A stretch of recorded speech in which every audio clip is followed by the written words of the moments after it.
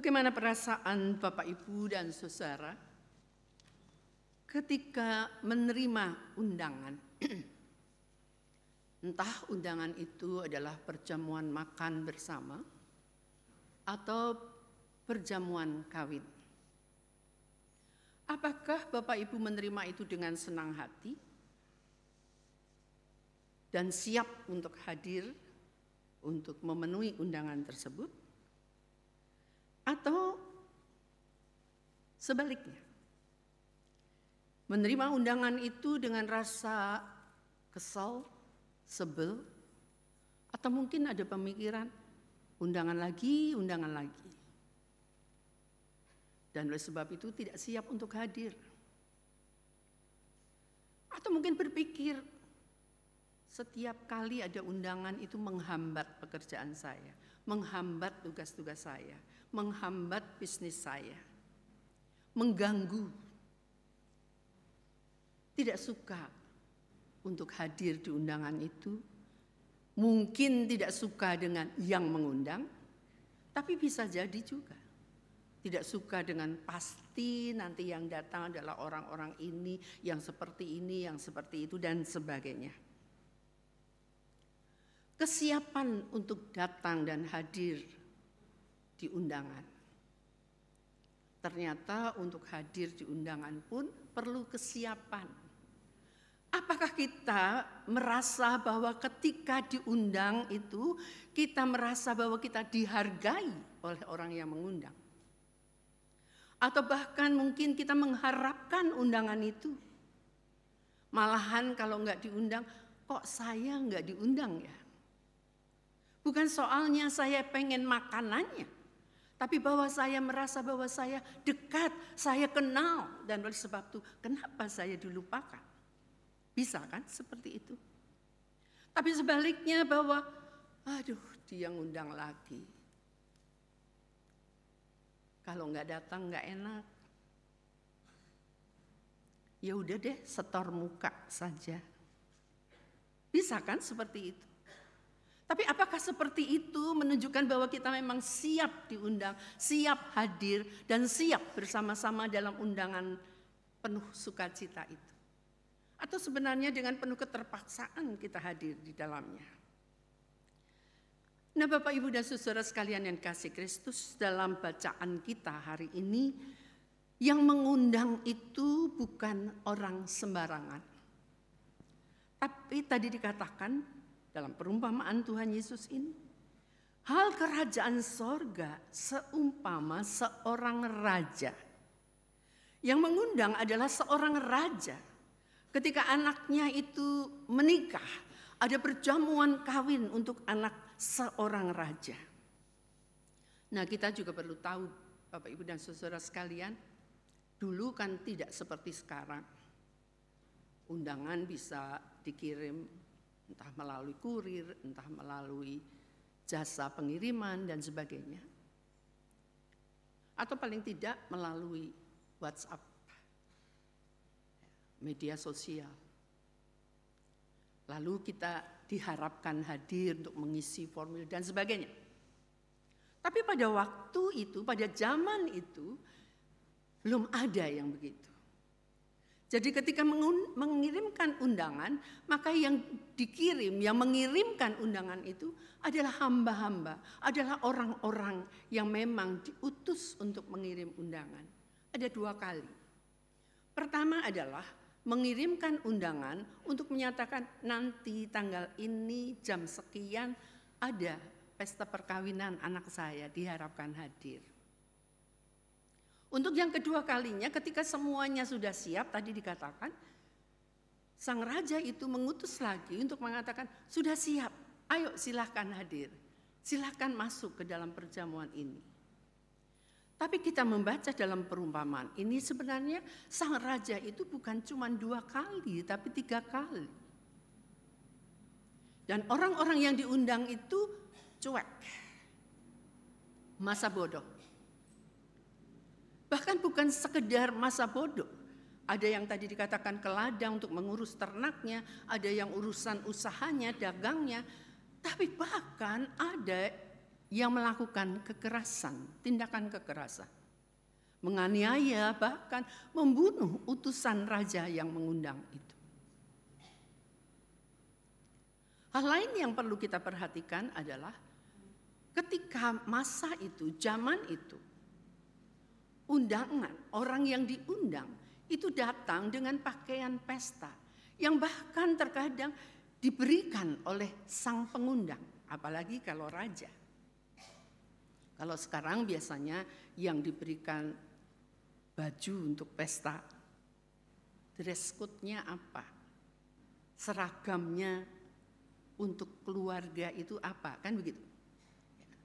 Bisa jadi diberikan oleh yang membuat pesta, yang mengundang pesta.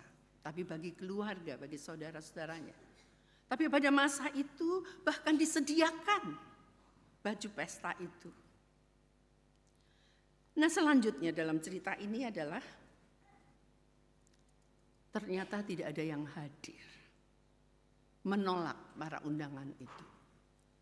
Kemudian sang raja itu mengatakan kepada para pelayannya, utusan-utusannya dengan mengatakan, oke, mereka enggak mau hadir, mereka memang tidak layak hadir. Sekarang pergilah ke perempatan-perempatan jalan, persimpangan-persimpangan jalan, dan undanglah orang yang mau hadir. Siapa saja. Enggak perlu orang-orang yang terdaftar, tapi siapa saja boleh hadir. Dan singkat cerita, bahwa banyak orang yang hadir sampai penuh. Sang tuan rumah ini bukan sekedar supaya memenuhi ruangan pesta itu saja. Bukan sekedar supaya bisa makan saja para tamunya. Tapi sang tuan rumah ini yang mengundang ini, raja ini juga menghampiri para tamunya itu, menyapa para tamunya itu. Sampai dia melihat ternyata ada orang yang tidak layak untuk hadir di pesta itu. Karena orang yang datang ini, satu orang ini tidak memakai baju pesta. Lalu orang itu diusir, tadi dikatakan, suruh keluar. Nah, Bapak, Ibu, dan saudara sekalian, apa sebenarnya maksud dari cerita Tuhan Yesus ini? Cuman sekedar pesta saja kok sampai sadis juga. Yang diundang juga sadis, membunuh para utusan itu sampai sedemikian jauh. Tapi yang mengundang ketika orang-orang yang diundang ini tidak hadir dan bahkan menyiksa sampai membunuh para utusan itu, raja juga marah kan? Tadi dikatakan, hancurkan mereka. Tapi ketika orang lain yang bukan dalam list para undangan itu hadir, toh juga sang tuan rumah ini, raja yang mengundang ini tetap menyeleksi. Melihat ada yang tidak layak, hadir dengan pakaian sembarangan, dan oleh sebab itu diusir. Apa sebenarnya maksudnya? Bapak, Ibu, dan saudara sekalian yang dikasihi Kristus. Di awal dari perumpamaan ini Tuhan Yesus mengatakan, lalu Yesus berbicara pula dalam perumpamaan kepada mereka.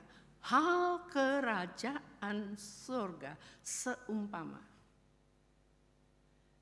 Dari Yesus Kristus Tuhan dan Guru itu mau mengajarkan kepada orang banyak itu, termasuk juga siapa saja yang mendengar di situ.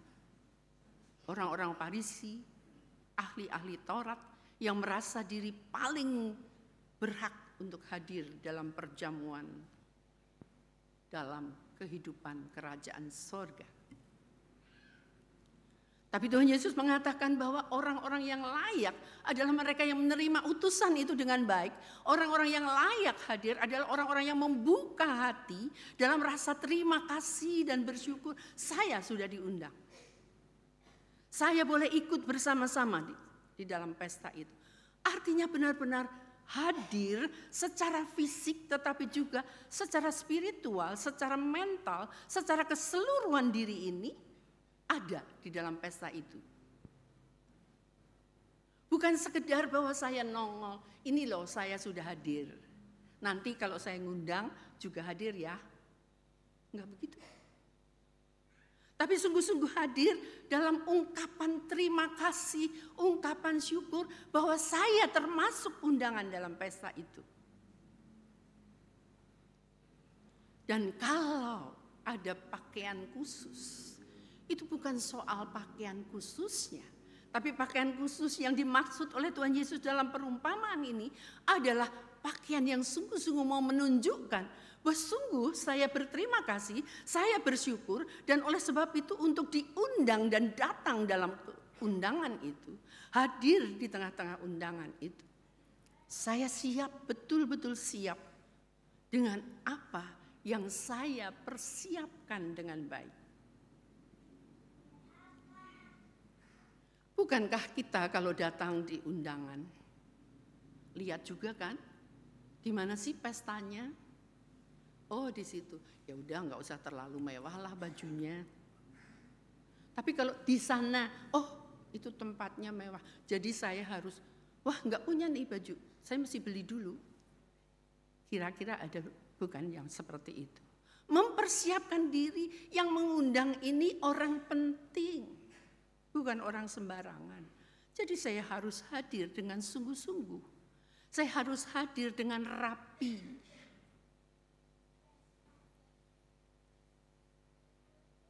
Bapak, Ibu, dan saudara sekalian yang dikasihi Kristus, zaman dulu, ketika saya masih kecil dan remaja, ibu saya mengajarkan baju yang ke gereja itu nggak boleh buat main, nggak boleh juga buat kemana yang lain. Yang ke gereja yaitu mungkin cuma 2, karena bukan orang yang berlimpah atau berkelebihan. Tapi itulah yang dipakai ke gereja. Menghargai siapa? Menghargai Tuhan, bukan majelis dan pendetanya. Secara khusus untuk datang kepada Tuhan, itu dulu. Kalau zaman sekarang, ya pokoknya saya ke gereja aja kan sudah bagus. Apapun kan Tuhan nggak menolak dengan pakaian apapun, benar. Tapi yang dimaksudkan di sini bukan soal pakaian itu secara fisik, secara materinya. Tapi yang Tuhan Yesus mau katakan adalah kesiapan, sungguh-sungguh mau hadir dengan rapi, dengan tulus, dengan keterbukaan, dengan kerendahan hati. Ini aku, tapi aku hadir dengan sungguh-sungguh mempersiapkan diri untuk hadir. Sikap para undangan yang menghargai undangan itu adalah ketika sungguh-sungguh menerima undangan itu sebagai bagian dari hidupnya dalam perjalanan kehidupannya. Menerima undangan itu sebagai bagian dari orang yang telah menerima anugerah keselamatan. Kita percaya,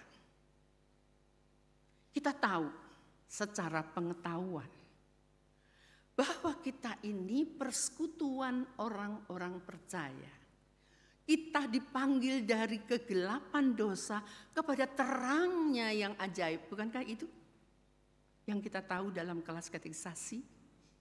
Dan kemudian kita dibaptis, mengaku percaya. Pendosa yang tenggelam dalam kegelapan dosa ditarik, diangkat oleh Tuhan, masuk ke dalam terangnya yang ajaib, terang keselamatan. Itulah yang dimaksudkan dengan pakaian, dengan kesiapan diri. Sungguhkah kita hadir dalam kebaktian minggu ini dengan penuh sukacita, dengan penuh persiapan diri? Kesiapan diri itu menyangkut keseluruhan. Bagaimana saya mempersiapkan diri sebelum berangkat? Bagaimana saya hadir di tengah-tengah persekutuan ini? Bagaimana saya mempersiapkan diri juga untuk memberikan persembahan. Bukan dengan pemikiran. Kan udah banyak yang memberi banyak. Yang jumlahnya lebih. Udah gak apa-apa lah, saya cuma mau ngasih segini. Bukan itu. Tapi kesiapan diri dengan apa yang saya bisa lakukan. Apa yang bisa saya berikan dalam diri saya, dalam keseluruhan hidup saya. Sebagai orang yang telah ditebus. Dan bukan sembarangan. Bapak, Ibu, dan saudara sekalian, ketika pandemi, kita tidak berkebaktian secara hadir on-site, tapi online. Artinya kita di rumah, kita menyaksikan baik dari HP yang kita punya, atau dari televisi yang ada di depan kita. Tapi sejauh mana Bapak, Ibu, dan saudara mengikuti kebaktian secara online, live streaming, apapun lah istilah yang mau dipakai.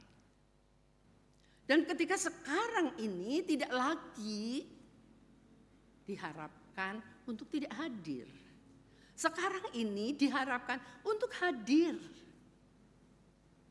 Itu bukan cuma supaya dilihat orang bahwa GKI Surya Utama itu penuh yang datang di kebaktian minggu. Bukan. Tapi kesungguhan hati untuk beribadah. Kesungguhan hati untuk masuk dalam pesta perjamuan penuh sukacita. Bukan perjamuan kudus memang. Tapi bahwa tiap kebaktian minggu adalah sebuah pesta. Pesta di mana kita bersuka cita dalam persekutuan dengan sesama. Dan terlebih lagi kita bersekutu dengan Dia Tuhan, Sang Kepala Gereja. Dia Tuhan, Sang Penebus dan Juru Selamat kita. Jadi enggak sembarangan. Lalu ada yang mengatakan, kan kalau kita di rumah ya sama aja toh kebaktiannya. Saudara, perjamuan kudus pada tanggal 1 yang lalu, perjamuan kudus sedunia bukan. Saya tidak tahu apakah di sini juga diwartakan. Perjamuan kudus partisipatif tidak lagi diadakan. Artinya tidak lagi di rumah kita disediakan anggur, teh, atau roti perjamuan. Tapi diharapkan hadir ikut bersama dalam persekutuan orang-orang yang telah diselamatkan. Ikut bersama dalam sukacita Tuhan. Dan dengan itu, maka yang kita ungkapkan dan diperlihatkan dalam hidup dan tingkah pola kita adalah ketika kita mengungkapkan rasa sukacita, kegembiraan, rasa syukur dalam kerendahan hati. Sebagai keluarga, gereja, jemaat terdiri dari keluarga-keluarga. Sejauh mana kita bersaksi di tengah-tengah keluarga? Adakah di rumah kita bersukacita dan mengajak anak-anak kita bernyanyi? Sebab bernyanyi itu bukan sekedar nyanyi, tapi luapan sukacita, luapan syukur sehingga kita bisa menyanyi. Terima kasih ya Tuhanku atas keselamatan yang Kau beri. Sungguhkah? Atau sekedar kita menyanyi, asal menyanyi, dan di sini pun kita menyanyi, ikut-ikutan menyanyi saja. Yang kedua, ketika kita sebagai keluarga, entah kepala keluarga, entah ibu rumah tangga, tetapi bersama dengan anak-anak, bersama seluruh anggota keluarga yang ada di rumah, menunjukkan sikap sukacita itu dalam keseharian. Ada pengendalian diri, ada ungkapan-ungkapan kata yang penuh kelembutan dan pengampunan. Sehingga orang melihat, ketika orang mendengar bukan sekedar mendengar, itu cuman karena di depan saya, kalau di belakang juga siapa sih dia? Atau kita menjadi penilai-penilai orang lain. Memangnya Ibu Nur itu baik? Enggak juga. Yang ada di mimbar itu juga suka marah. Suka nyebelin juga. Bukan itu kita hadir di sini. Tapi kita melihat ke atas, katanya yang dicari Tuhan. Kita mau mengalami perjumpaan dengan Tuhan. Sejauh mana kita mengalami perjumpaan dengan Tuhan kalau kita menilai orang, menghakimi orang lain?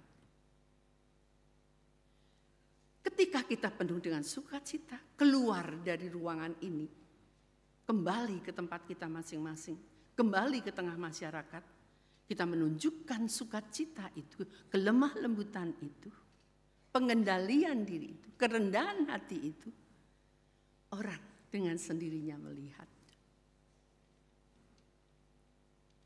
Orang ingin ikut ke dalam pesta perjamuan itu. Enggak usah disuruh-suruh, enggak usah dipaksa-paksa. Dengan kesenangan sendiri, ketulusannya sendiri, dia ikut. Karena melihat, yang ikut kok seneng ya. Yang ikut kok enggak merasa susah ya. Padahal cuman orang begitu loh. Padahal cuman pemulung loh. Padahal cuman orang ini loh. Tapi bukan soalnya orang ini, orang itu, orang sana, orang sini. Tapi sejauh mana kita orang sana atau orang sini, orang itu atau orang ini. Dalam kesungguhan kita sebagai keluarga Tuhan. Ku cinta keluarga Tuhan. Benarkah? Dan bagaimana kita bisa menunjukkan ku cinta keluarga Tuhan itu? Dalam kesungguhan sikap, hati senang, tenang, ringan melangkah, bisa mengendalikan diri, dan itu terasa oleh orang-orang di sekitar kita. Bukan cuma terlihat manis, tapi di dalamnya berantakan. Bukan cuma ketika kita itu mendapatkan sesuatu yang memang kita harapkan, lalu kita bilang, terima kasih Tuhan, bersyukur, haleluya. Tapi ketika kita tidak mendapatkan apa yang kita inginkan, apa yang kita harapkan, mau bertanya, Tuhan itu di mana? Kenapa saya begini? Kenapa saya begitu? Kenapa orang lain yang seperti itu kok bisa hidup? Nah, saya juga hidup. Tapi lupa kita. Sejauh mana kita bersyukur dalam keadaan apapun, karena saya tahu, saya yakin, saya adalah orang-orang yang masuk dalam pesta perjamuan yang disediakan Tuhan. Sejauh mana kita benar-benar di dalam pesta perjamuan ini, setiap ibadah kita boleh saling menghargai, saling menghormati, saling mengasihi. Gereja, jemaat adalah persekutuan orang-orang yang sungguh-sungguh merasakan kasih Tuhan dan selalu membutuhkan kasih Tuhan dalam kebersamaan, dalam persekutuan kasih. Amin.